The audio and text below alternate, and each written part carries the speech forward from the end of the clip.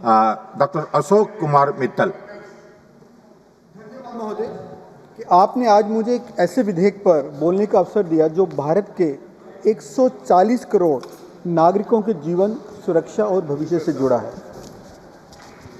सबका बीमा सबकी रक्षा विधेयक 2025।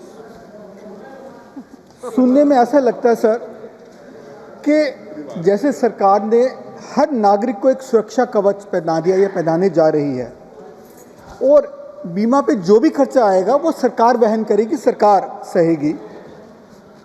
लेकिन सर किताब को ना हम उसके कवर से नहीं देख सकते।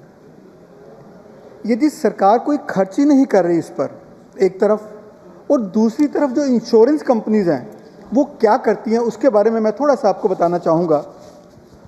सुरक्षा के नाम पर ये बस सपने दिखाते हैं।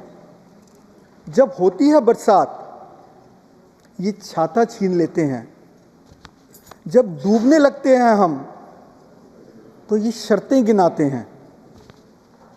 इंसानियत मत ढूंढिए इन फाइलों के कागजों में, क्योंकि जिनमें कागज में लिखे शब्द भी पत्थर बन जाते हैं।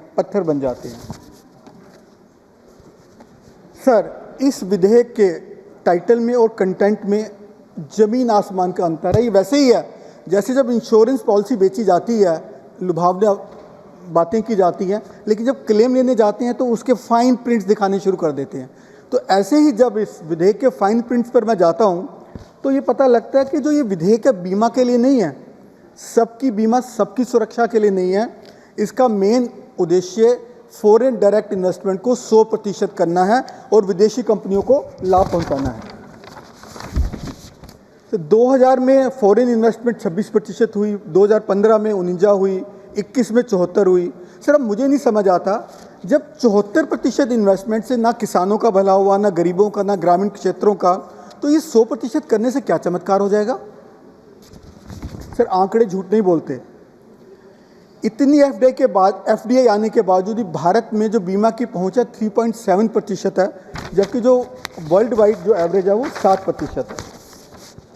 हम ओम्बड्समैन जो बीमा लोकपाल की बात करें, 23-24 के मुताबिक कुल सर 52,000 शिकायतें आईं, जिसमें से 31,000 सबसे ज़्यादा स्वास्थ्य बीमा की थी और 95% शिकायतें क्लेम रिजेक्ट होने के बारे में थी। 2024 में बीमा कंपनियों ने 26,000 करोड़ के हेल्थ क्लेम रिजेक्ट किए, जो पिछले साल से 19% ज़्यादा थे। सर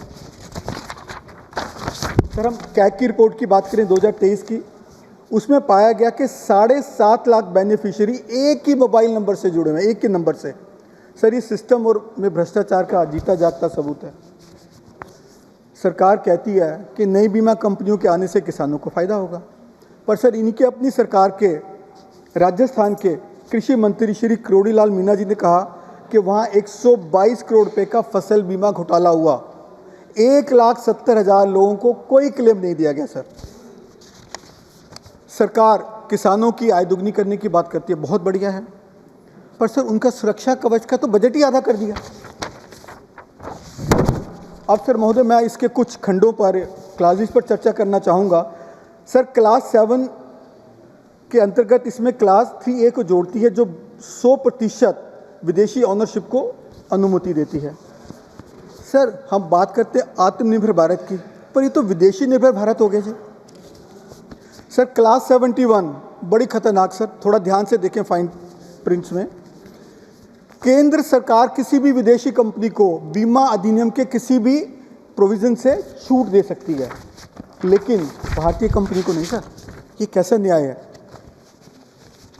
सर क्लास 17 के अंदर धाराएं 14A 14B 14C जोड़ती है और ये कहती है कि 100% विदेशी कंपनियां जो मालिक हैं बाहर की, उनको भारतीयों का सारा डाटा मिलेगा जी, बीमारियों का, सब चीज़ का डाटा मिलेगा और वो डाटा भारत में रखा जाएगा। ऐसी भी कोई कंडीशन नहीं है, तो कम से कम वो तो किया जाए।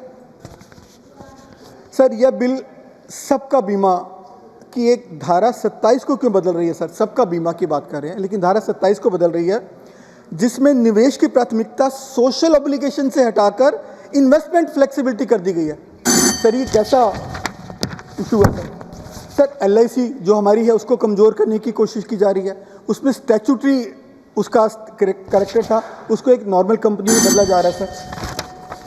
समाप्त एक करें, पॉइंट डॉक्टर एक पॉइंट सर, आपका सर समय। एक पॉलिसी में हमारे मुद्दे के आपका अगर समय कोई समाप्त गरीब हो आदमी, चुका सर लास्ट लाइन, गरीब आदमी कोई प्रीमियम नहीं दे पाता तो उसकी अब पॉलिसी लैप्स हो जाती है, प्रीमियम जब्त कर लिया जाता है। LIC ने अकेले 231 करोड़ रुपया जब्त किया 2023-24 में। तो मेरा निवेदन है मंत्री जी से, इसमें प्रोविजन किया जाए कि किसी का पैसा जब्त संतोष नहीं होगा, कुमार पी। उसको ब्याज या बोनस नहीं मिलेगा। बहुत